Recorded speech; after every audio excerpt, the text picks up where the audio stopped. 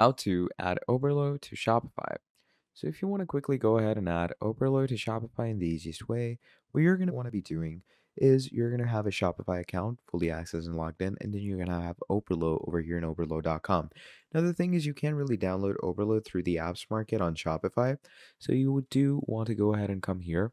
So we're going to come to Oberlo.com, and first of all, it's going to give you the option to join Shopify now from here.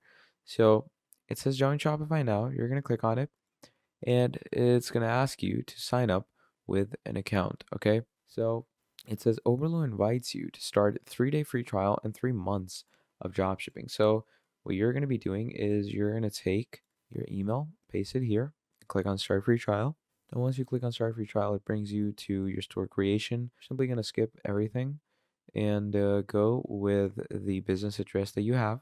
Now, once you do that, it gives you the privileges to sign up with things. And once you do all of that and go ahead and click on create Shopify account, what's going to happen from there is that it's going to set up an account for you through Oberlo.